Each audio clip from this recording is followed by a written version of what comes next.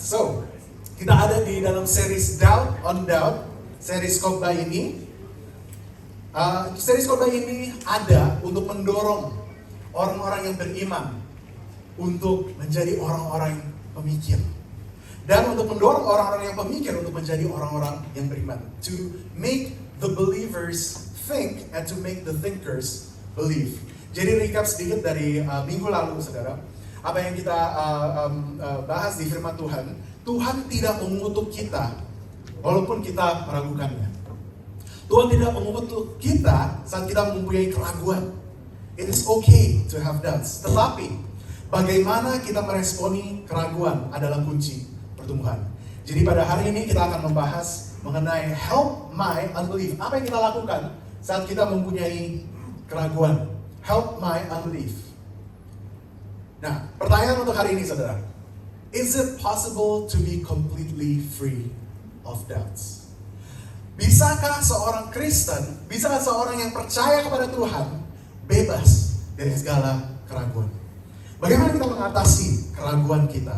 Kita akan membaca dari firman Tuhan Markus 9 ayat 14 sampai 29. Mari kita baca sama-sama, saudara, dari ayat 14. Ketika Yesus, Petrus, Yakobus, dan Yohanes kembali pada murid-murid lain, mereka melihat orang banyak mengurumuni murid-murid itu, dan beberapa ahli Taurat sedang mempersoalkan sesuatu dengan mereka.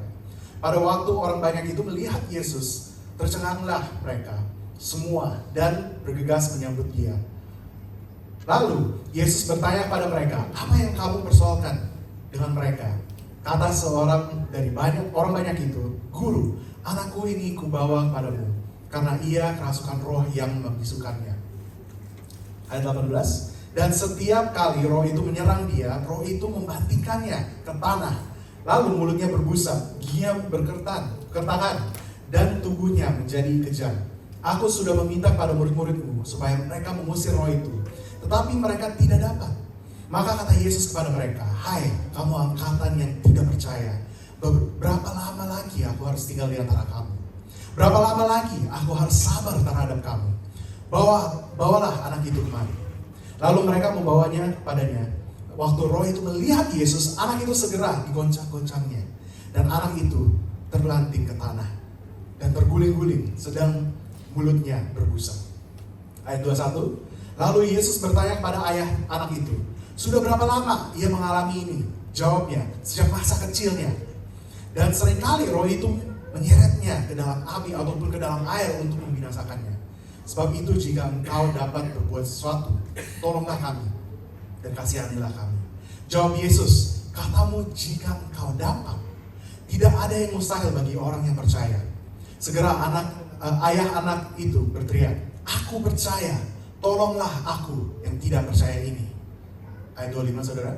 Ketika Yesus melihat orang banyak makin datang berkerumun, ia menegur roh jahat itu dengan keras. Katanya, hai kau roh yang menyebabkan orang menjadi bisu dan tuli. Aku memerintahkan engkau, keluarlah daripada anak ini dan jangan masukinya lagi. Lalu keluarlah roh itu sambil berteriak dan menggoncang-goncang anak itu dengan hebatnya. Anak itu kelihatannya seperti orang mati, sehingga banyak orang yang berkata, ia sudah mati. Tetapi Yesus memegang tangan anak itu dan membangunkannya. Lalu ia bangkit sendiri. Ketika Yesus sudah di rumah dan murid-muridnya sendirian dengan dia, bertanyalah mereka, mengapa kami tidak dapat mengusir roh itu? Jawabnya pada mereka, jenis ini tidak dapat diusir, kecuali dengan berdoa. Saudara, kita akan melihat tiga pihak dari pasal ini. Ya, tiga pihak itu dari perikop ini adalah ketidakpercayaan orang-orang, the faithlessness of the crowds. Yang kedua, the unbelief of the father, ketidakpercayaan sang ayah. Dan the deliverance of Christ, pembebasan dari Kristus. Suara gue jadi keren ya. Baik, kita melihat yang pertama, ketidakpercayaan orang-orang. Kita lihat di ayat 17 dan 18, saudara. Karena seorang dari orang banyak itu, Guru, anakku ini kubawa kepadamu, karena ia kerasukan roh yang membisukannya. Ini situasinya, saudara. Ada seorang ayah yang mencari Yesus untuk mencari pemulihan, untuk mencari pembebasan untuk anaknya yang kerasukan roh ini. Dikatakan, dan setiap kali roh itu menyerang dia, roh itu membantingkannya ke tanah. Lalu mulutnya berbusa, giginya berkeretakan, dan tubuhnya menjadi kejam. Aku sudah meminta kepada murid-muridmu supaya mereka mengusir roh itu, tetapi mereka tidak dapat. Seorang ayah membawa anaknya yang tertekan oleh roh jahat ini. Roh yang membisukan. Roh yang membisukan ini sebuah ada kepercayaan di zaman Yahudi itu. Mereka percaya bahwa roh yang membisukan agak susah untuk diusir. Karena bagi orang Yahudi mereka perlu tahu namanya dulu sebelum mereka mengusir roh itu. Jadi roh yang membisukan mereka tidak bisa berkata-kata kan, mereka tidak bisa bicara, jadi mereka tidak bisa menyebut namanya sendiri. Jadi untuk orang Yahudi sangat susah untuk mengusir roh ini. Murid-murid Yesus mencoba untuk mengusirnya, tapi tidak berhasil. Dan ada pihak ketiga, saudara. Kalau kita lihat di perikop ini, ada yang ahli Taurat, the scribes, yang bukannya membantu untuk mengusir rohnya ini, tetapi mereka berdebat dengan murid-murid Yesus. Mereka berdebat dengan, wah, kenapa tidak bisa? Dan karena tidak ada yang berhasil mengusir roh tersebut, Yesus menegur semua. Oh faithless generation. Oh faithless generation. Angkatan yang tidak percaya. Dan sebenarnya kalau kita melihat, saudara, mengapa murid-murid Yesus tidak bisa mengusir roh itu? Kita ada reason untuk meragukan. We have a reason to doubt. Murid-muridnya Yesus juga mempunyai reason to doubt. Yang di Markus 3 ayat 14 dan 15 dikatakan bahwa ia menetapkan 12 orang untuk menyertai dia dan untuk diutusnya. Inilah murid-murid Yesus, 12 muridnya Yesus, untuk memberitakan Injil dan diberinya kuasa untuk mengusir setan. Jadi kalau mereka sudah diberikan kuasa oleh Yesus, seharusnya bisa dong mengusir setan. Seharusnya bisa dong mengusir roh jahat.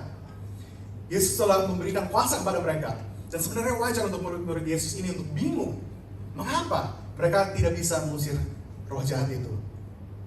Dan pada saat itu juga, mereka belum ada konsep yang namanya Roh Kudus. Mereka belum ada konsep bahwa Roh Kudus memberdayakan mereka. The Holy Spirit empowered. Mereka belum ada konsep itu. Dan itulah mengapa di ayat 19, Yesus mengatakan, berapa lama lagi aku harus tinggal di antara kamu? How long am I to be with you? Ini bukan tantangan untuk murid-murid untuk independen dari Yesus, saudara. Ini bukan tantangan untuk muridnya, ya udah nanti aku ada satu momen di mana aku akan meninggalkan kamu, abis itu kamu sendiri aja gitu. Bukan seperti itu, saudara. Tapi ini adalah janji dari Yesus. Dia tidak akan meninggalkan murid-muridnya. Dia tidak akan meninggalkan orang-orang yang percaya kepadanya. Ini adalah pertanda bahwa dia akan selalu hadir melalui Roh Kudusnya. Dan di Kisah Para Rasul kita melihat perkara dan mujizat-mujizat yang dilakukan oleh Roh Kudus melalui murid-murid Yesus. Ini adalah janji, saudara, bukan sebuah tantangan dari Yesus. And although we have a reason to doubt, we can rest assured that He will never fail us. Walaupun kita mempunyai reason to doubt, kita akan sewaktu-waktu ragu, kita mempunyai keraguan, kita dapat bersandar kepada Tuhan yang tidak akan meninggalkan kita. Firman Tuhan mengatakan, dan He will never leave us or fail us. Dia tidak akan pernah gagal. The faithlessness of the cross, itu ketidakpercayaan orang-orang.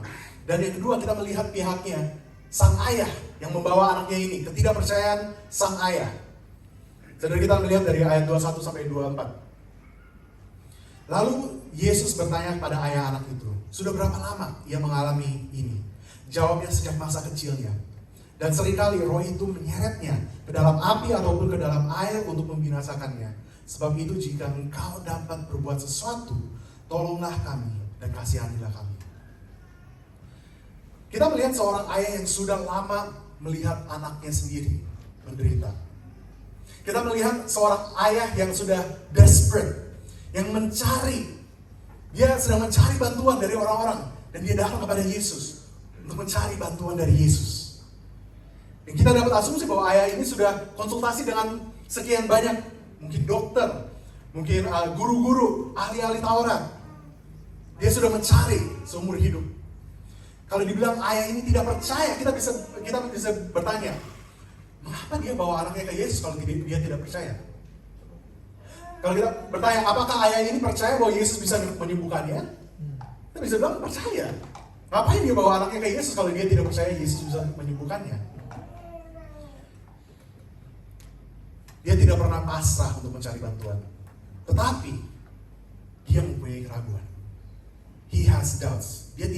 Dia percaya, tetapi dia tidak sepenuhnya percaya. Dia meragukan Yesus di ayat 22. Sebab itu jika engkau dapat berbuat sesuatu, if you can do anything, have compassion. Dia ingin percaya kepada Yesus. Dia ingin percaya Yesus bisa menyembuhkan. Tetapi dia tidak ingin kecewa lagi. Saudara, mungkin kita sudah mengalami itu juga di dalam kehidupan kita, yang namanya unbelief. Kita pernah dengar quote ini ya, don't have any expectations. Jangan punya harapan kepada orang-orang. Janganlah kita punya ekspektasi kepada orang-orang, kalau nggak nanti kita takut kecewa. Kalau kita pernah percaya kepada seseorang dan dia mengecewakan kita, kecenderungan kita adalah untuk menjaga, untuk tidak dikecewakan orang lagi. Bagi yang sudah pernah pacaran di sini, nggak usah angkat tangan, nggak apa-apa. Orang-orang yang single di sini putus dan karena ya entahlah kenapa gitu, kita merasa kecewa. Udah nggak mau pacaran lagi, udah nggak mau give my heart lagi gitu. Kita nggak mau risk lagi, nggak mau baper-baperan lagi. Yang single jangan bilang amin ya. Dan inilah situasi yang sama yang dilalui oleh sang ayah ini. Dia sudah ke beberapa orang dari kecil katanya, anaknya udah dari kecil menderita seperti ini. Dan sebagai orang tua, untuk melihat anak sendiri menderita, itu sangat berat, saudara. Itu sangat gimana? Ya sangat nggak sanggup gitu untuk melihat anak sendiri menderita. Dan ayah ini sudah dari kecil anaknya, dia sudah melihat anaknya menderita dan sudah mencari bantuan juga pada orang-orang lain. Dan inilah mengapa manusia tidak bisa diandalkan sepenuhnya, saudara. Humans are humans. Kita sebagai manusia kita gagal. Kita sebagai manusia kita sangat labil. Kita tidak sanggup. Tetapi ini kabar baiknya. Jesus is not just a man. Yesus ini bukan hanya sekedar manusia. Kita melihat di ayat 24. Yesus mengatakan di ayat 23, Yesus mengatakan, katamu jika engkau dapat, if you can, tidak ada yang mustahil bagi orang yang percaya. Dan ayah itu mengatakan, aku percaya, tolonglah aku yang tidak percaya ini. I believe, help my unbelief. Banyak ahli Alkitab, banyak biblical scholars yang mengatakan bahwa setiap orang Kristen yang sepertinya penuh dengan iman, yang sepertinya percaya penuh kepada Tuhan, banyak orang Kristen kurang iman di beberapa bagian kehidupan mereka. Misalnya seperti ini, saudara. Kita bisa percaya kepada Tuhan sepenuhnya untuk keselamatan. Kita bisa percaya kepada Tuhan sepenuhnya bahwa yes, Yesus yang menyelamatkan saya, Yesus yang mati bagi saya, Yesus bangkit lagi di hari ketiga, dan dia telah menyelamatkan saya. Tetapi, apakah kita percaya pada Tuhan untuk penyediaan finansial kita? Kita bisa percaya kepada Tuhan sepenuhnya untuk perlindungan. Tetapi apakah kita percaya kepada Tuhan sepenuhnya untuk pemulihan hubungan keluarga kita? Di setiap orang Kristen, di setiap orang yang percaya, pasti ada ketidakpercayaannya. Inilah mengapa seruan sang ayah harus menjadi doa kita. I believe, help my unbelief. Tolonglah aku yang tidak percaya ini. Ketidakpercayaan sang ayah, dan yang terakhir, pembebasan dari Kristus. Kita melihat deliverance of Christ. Di ayat 25 sampai 27 dikatakan, ketika Yesus melihat orang banyak makin datang berkerumun, ia menegur roh jahat itu dengan keras. Katanya, hai kau roh yang menyebabkan orang menjadi bisu dan tuli, aku memerintahkan engkau, keluarlah daripada anak ini, dan jangan memasukinya lagi. Lalu keluarlah roh itu sambil berteriak, dan menggoncang-goncang anak itu dengan hebatnya.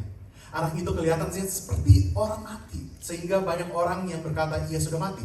Tapi Yesus memegang tangan anak itu dan membangunkannya. lalu ia bangkit sendiri. Kalau kita melihat cara Yesus menyembuhkan, saudara, dia tidak melakukannya secara langsung.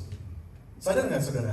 Saat ayahnya meminta bantuannya Yesus banyak bertanya kepada ayahnya. Bukannya langsung ditumpangin tangan, bukannya langsung sembuh atau keluar roh jahat itu. Yesus bertanya kepada ayahnya, mengapa seperti itu? Bukankah ini sama dengan kita saat kita meminta sesuatu dari Tuhan? Saat kita berdoa, kita harapkan bahwa Dia akan menjawab secara langsung. Kita berharap bahwa saat kita berdoa, Yesus akan menjawab secara instan. Langsung kita bisa melihat, langsung kita dapat tanda-tanda dari Tuhan. Tapi banyak kali Dia membuat kita menunggu. Dan bukan hanya jawab langsung, tetapi kita ingin Dia menjawab sesuai dengan ekspektasi kita. Kita minta A, ya kita harapkan Tuhan memberikan A. Kita minta B, kita harapkan Tuhan memberikan B. Tetapi sadarkah saudara, saat Yesus menghardik roh jahat itu di ayat 25, di ayat 26, kondisi anaknya malah memburuk. Yesus mengusir roh jahat itu, dan di 26 dikatakan, lalu keluarlah roh itu sambil berteriak dan menggoncang-goncang anak itu dengan hebatnya. Anak itu kelihatan seperti orang mati, sehingga banyak orang yang berkata dia sudah mati. Apakah ini sama dengan kita, saudara? Saat kita berdoa kepada Tuhan, kok kondisinya jadi tambah parah ya? Saat kita menjadi orang Kristen, saat kita berserah penuh kepada Tuhan, kok malah hidup kita tambah susah, kok tambah menderita? Dan kalau ditanya, mengapa Yesus tidak langsung memulihkan anak itu secara penuh? Mengapa Yesus tidak langsung membangkitkan anak itu? Sejujurnya saya juga tidak tahu, saudara. Dan inilah realita, inilah kenyataannya yang akan sering kita alami. Kita mungkin tidak mengerti prosesnya Tuhan menjawab doa kita. We might not understand how God answers our prayers.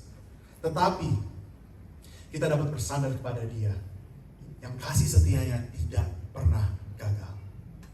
Kita dapat meragukan Tuhan. Kita bisa percaya kepada Tuhan, kita bisa mempunyai keraguan kepadanya. Tetapi ketahuilah ini, saudara, He will never fail. Dia tidak akan pernah gagal. Kasih setianya tidak pernah gagal. Akhirnya Yesus membebaskan anak itu. Yesus memegang tangan anak itu dan membangunkannya. Lalu ia bangkit sendiri.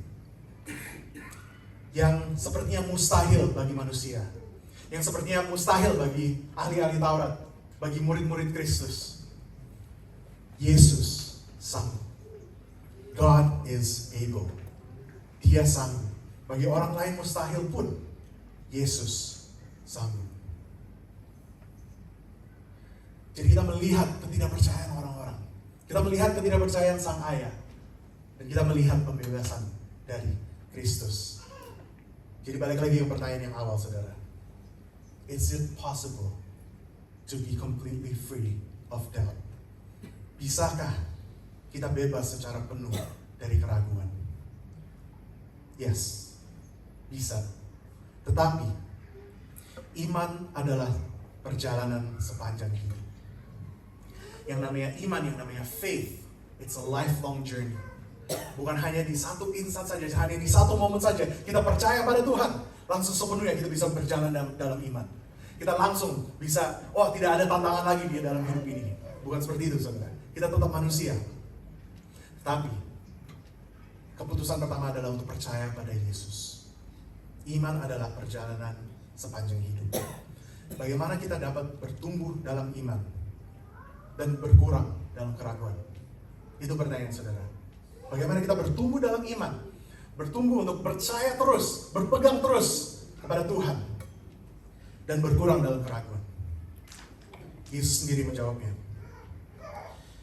Ketika Yesus sudah di rumah dan murid-muridnya sendirian dengan Dia, bertanyalah mereka, mengapa kami tidak dapat mengusir roh itu? Jawabnya kepada mereka, jenis ini tidak dapat diusir kecuali dengan berdoa. This is the importance of prayer. Mengapa kita harus bangun? Penting untuk membangun kehidupan doa, lifestyle doa. Saat kita berdoa, saudara, bukan hanya kita meminta sesuatu kepada Tuhan. Saat kita berdoa, kita sedang komunikasi dengan Tuhan. Kita sedang berkomunikasi, kita sedang berbicara kepada Tuhan. Dan inilah caranya untuk kita membangun hubungan dengan Tuhan kita. Kunci untuk setiap hubungan, saudara. Kunci untuk setiap hubungan yang sehat adalah komunikasi. Kita bertanya kepada banyak psikologis, kepada banyak relationship experts atau apa gitu, yang pasti mereka katakan bahwa komunikasi itu penting. Communication. Tuhan berkomunikasi dengan kita melalui firman-Nya. Dan kita dapat berkomunikasi dengan Tuhan melalui doa. Saat kita berdoa, we are aligning our hearts to His heart. Cara kita berbicara, berpikir, bertindak akan lebih selaras dengan Tuhan saat kita berdoa, saat kita komunikasi. Dan inilah cara kita menjadi lebih seperti Kristus, becoming more and more Christ-like. Karena dia bilang, apakah kita dapat mempunyai keraguan? Sebagai manusia wajar untuk punya banyak keraguan, saudara. Dan itulah mengapa Tuhan itu baik. Dia bertemu dengan kita. Di dalam ketidakpercayaannya kita, dia bertemu dengan kita. Dia tetap sabar dengan kita. Dia bertemu dengan kita. Agar kita dapat percaya. Lebih percaya kepadanya. Dan bertumbuh dalam iman saat kita spend time dengan Tuhan, saudara. Saudara, tantangan kita pada hari ini, apakah kita akan mendekat kepada Tuhan? Apakah kita akan bertumbuh dalam iman kita kepadanya? Bukan untuk kita lebih religious, bukan untuk kita lebih rohani, saudara.